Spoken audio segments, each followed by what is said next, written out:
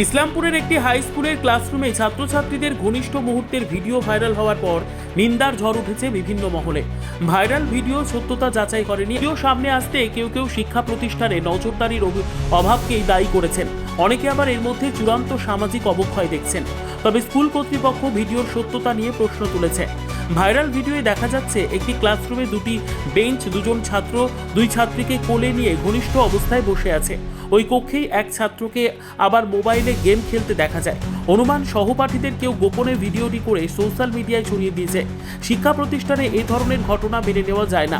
অভিভাবকেরা ছেলে মেয়েদের স্কুলে পড়াশোনা করার জন্য পাঠাচ্ছেন, কিন্তু তারা কি করছে স্কুল কর্তৃপক্ষ কোনো খেয়াল রাখে না। একটি ক্লাসরুমে দুই জোড়া ছাত্রছাত্রী কেন থাকবে? বাকি পড়ুয়ারা কোথায়?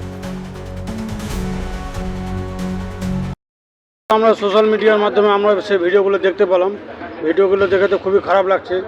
বিশেষ করে তো আমি বাচ্চাদের বলবো, যারা এই বিশাল বড় একটা ভুল কাজ করছে, তাদের বাবা মারা তাদেরকে পাঠায় স্কুলে পড়াশোনার জন্য, কিন্তু তারা যে এরকম একটা খারাপ কাজ করবে সেটা খুব নিন্দনীয়, কারণ খুব বাজে লাগছে।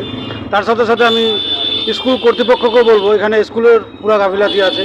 কারণ একটা স্কুলের ক্লাসরুমে এইভাবে মেয়ে ছেলেরা বসে যে হারে এরা নাটক শুরু করছে, তার মানে কি এত বড় একটা স্কুল, 20 থেকে 25 জন এখানে টিচারও থাকে, তো কারো নজরে পড়ছে না। আমি তো এটা সোশ্যাল মিডিয়ায় দেখেছি ভিডিওটা, কিন্তু আদৌ সত্য কি না সেটা আমরা যাচাই করিনি। কিন্তু আমরা মানুষের কাছ থেকে যা শুনতে পেরেছি এবং ভিডিওটি দেখেছি, সেটা দেখে বোঝা হচ্ছে খুবই খারাপ লাগলো এবং খুবই দুঃখজনক এটা ব্যাপার যে হাই স্কুলের পরিস্থিতি আস্তে আস্তে এমন জায়গায় পৌঁছে যাচ্ছে, পড়াশোনা তো দূরের কথা, এইসব একদম খুবই খারাপ লাগে, বলতেও খুব খারাপ লাগে। এইসবে আমি বিশেষ করে তাদেরকে বলবো যে তাদের বিরুদ্ধে কঠোর ব্যবস্থা নেওয়া হোক। আমি সোশ্যাল মিডিয়ার মাধ্যমে, ফেসবুকের মাধ্যমে ভিডিওটা দেখেছি। বলবো খুবই একটা নিন্দনীয় ঘটনা। স্কুলে যারা টিচার আছে, যারা শিক্ষক আছে, আমরা সবসময় মনে করি শিক্ষক আমাদের গুরু, শিক্ষক আমাদের ভগবানের।